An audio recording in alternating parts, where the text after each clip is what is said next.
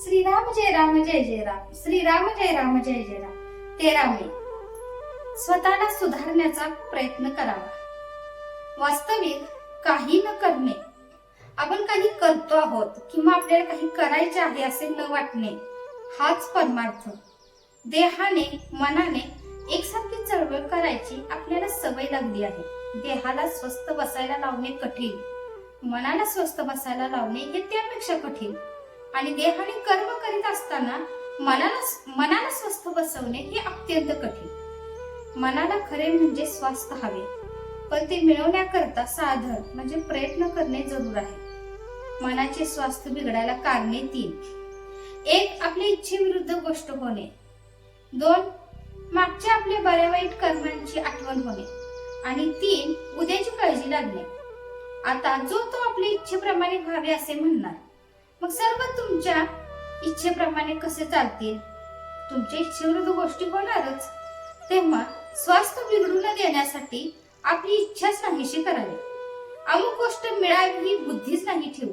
हाव सोडावी, लोकांची आस सोडावी. जे काही होते ते रामाच्या इच्छेने झाले म्हणावे. प्रत्येक गोष्ट रामाने केली म्हणणे म्हणजे अखंड भगवंताच्या अनुसंधानात राहणे.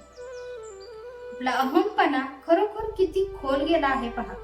समोर दिसत असलेल्या गोष्टीकडे बेमानून डोळे झाक करून आपण आपल्या दोषांची खापर बिनदिक्कत दुसऱ्यावर फोडायला तयार असतो. अमक्या तमक्याच्या नादाने आपला मुलगा बिघडला असे आपण म्हणतो, कारण आपलाच मुलगा खराब हे म्हणवत नाही. ते म्हणण्याची लाज वाटते म्हणून दुसऱ्याच्या मुलाला आपण वाईट म्हणतो. आपला मुलगा आपल्या डोळ्यात देखत संगतीच्या योगाने एवढा बिघडतो, तर मग संगतीचा परिणाम केवढा असला पाहिजे? संगतीचा परिणाम जर एवढा मोठा आहे, तर संत संगतीत असताना आपल्या सुधारणा का दिसू नये? संत संगतीने मग आपण निश्चित सुधारायला पाहिजे, पण तसे तर दिसत नाही. मग नडते कुठे? याचे मुख्य कारण म्हणजे आपण स्वतःला सुधारण्याचा प्रयत्नच करत नाही. आपल्याला सर्व समजते, परंतु प्रयत्न करायला नको. वासनेच्या जाळ्यातून बाहेर पडण्याचा आपण प्रयत्न करत नाही. त्यामुळे वासनेतच आपण जन्माला येतो आणि वासनेतच आपला अंत होतो. याकरिता एकच खात्रीचा उपाय आहे, आणि तो म्हणजे भगवंताला अनन्य भावाने शरण जाणे. रामा, तुझ्या वाचून माझी यातून सुटका नाही. तू ठेवशील त्यात मी आनंद मानेन.